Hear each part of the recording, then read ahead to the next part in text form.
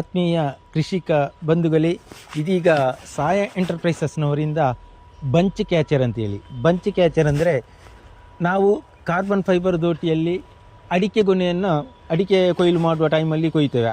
ಆ ಕೊಯ್ಯುವ ಟೈಮಲ್ಲಿ ನೀವು ಸಾಧಾರಣವಾಗಿ ಅಡಿಕೆ ತೆಗೆಯುವಾಗ ಈಗ ನಿಮ್ಮ ಬಿದಿರಿದ ಕಲೆ ಇರ್ಬೋದು ಅಥವಾ ದೋಟಿ ಇರ್ಬೋದು, ನೀವು ಕತ್ತಿ ಕಟ್ಟಿ ಎಳಿತೀರಿ. ಎಳೆಯುವಾಗ ಎಲ್ಲ ಸ್ಪ್ರೆಡ್ ಆಗಿ ಎಲ್ಲ ಕಡೆ ಬಿದ್ದು ಹೆಕ್ಕಲಿಕ್ಕೆ ತುಂಬ ಕೆಲಸ ಬೀಳ್ತದೆ. ಈಗ ಅಷ್ಟು ಕಷ್ಟಪಡಬೇಕಂತಿಲ್ಲ. ಈಗ ದೋಟಿಯಲ್ಲಿ ನಾವು ಅಡಿಕೆಯನ್ನು ಕೊಯ್ಲು ಮಾಡುವಾಗ ಈ ಬಂಚ್ ಕ್ಯಾಚರ್ ಅಂತೇಳಿ ನೋಡಿ, ಈ ಬಂಚ್ ಕ್ಯಾಚರನ್ನು ಕೊಯ್ಲು ಮಾಡುವಾಗ ದೋಟಿಯಲ್ಲಿ ಕೊಯ್ಲು ಮಾಡುವಾಗ ಒಬ್ಬರು ಕೊಯ್ಲು ಮಾಡ್ತಾ ಇರ್ತಾರೆ, ಆನಂತರ ಒಬ್ಬರು ಕೆಳಗೆ ಹಿಡಿತಾರೆ. ಹಿಡಿಯುವುದೇನೆಂದರೆ ಮೇಲಕ್ಕೆ ಈ ಥರ ಹಿಡಿಲಿಕ್ಕಿಲ್ಲ, ಅದು ನೆಲಕ್ಕೆ ತಾಕುವಂತಿರಬೇಕು ಈ ಥರ.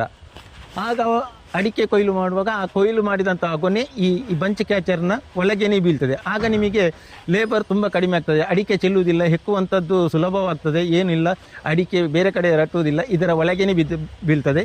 ನಂತರ ಇದನ್ನು ನಿಮ್ಮ ಗೋಣಿಗೆ ಅಥವಾ ನಿಮ್ಮ ಗಾಡಿ ಇದ್ದರೆ ಗಾಡಿಗೆ ಡೈರೆಕ್ಟಾಗಿ ನಿಮಗೆ ಹಾಕ್ಬೋದು.